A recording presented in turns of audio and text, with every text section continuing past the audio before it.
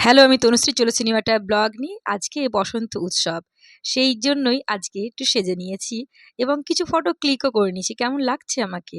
আর এখানে কিছু ফুলও তুললাম। জায়গাটা এত সুন্দর আর রাস্তাটা জুড়েই এরকম ফুল গাছে ভর্তি।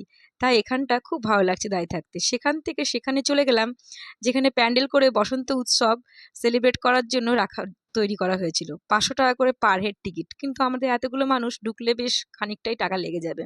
তাই আমরা সেখান থেকে রওনা দেব এবং তার জন্য একটু খেয়ে নেবো আখের রস। কেননা এত রোদ, এই রোদে দাঁড়ানোর জায়গা নেই।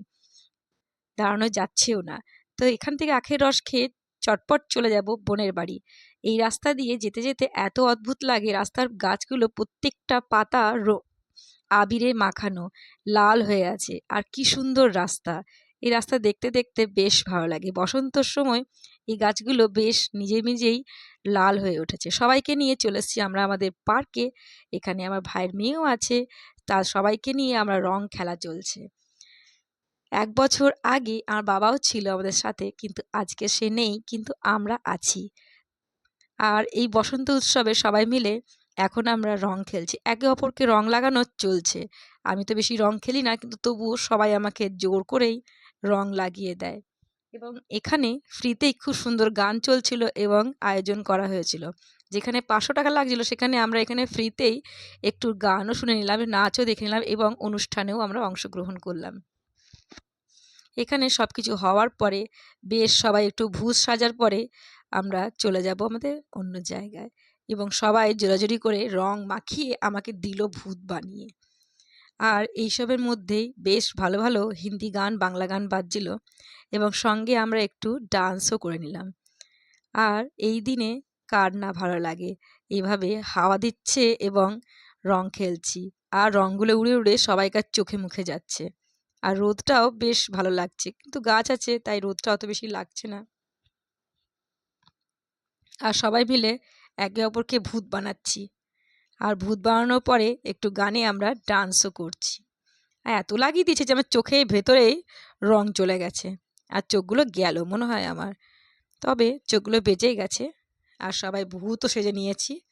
এখানে মাঠটা চারিদিকে বেশ একটু ফাঁকা ফাঁকা, বেশি ভিড় এলাকা ভালো লাগে না যেতে।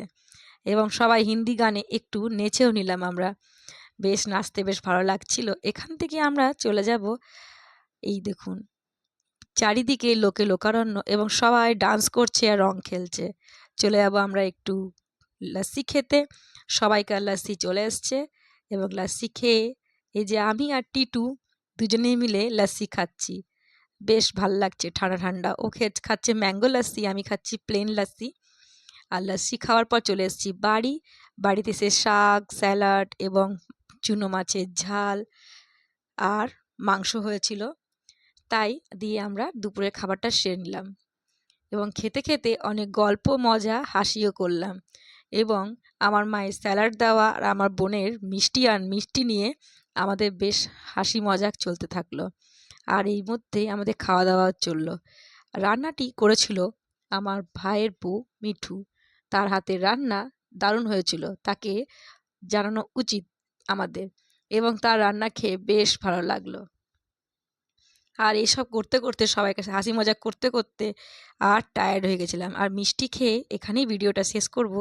ভালো লেগে থাকলে লাইক, শেয়ার, সাবস্ক্রাইব করতে ভুলবেন না। দেখা হবে নেক্সট ভিডিওতে, ততক্ষণের জন্য টাটা। কেন রে মালাই চপ, মালাই চমচম, চামচ মালাই চপ, এটা মালাই।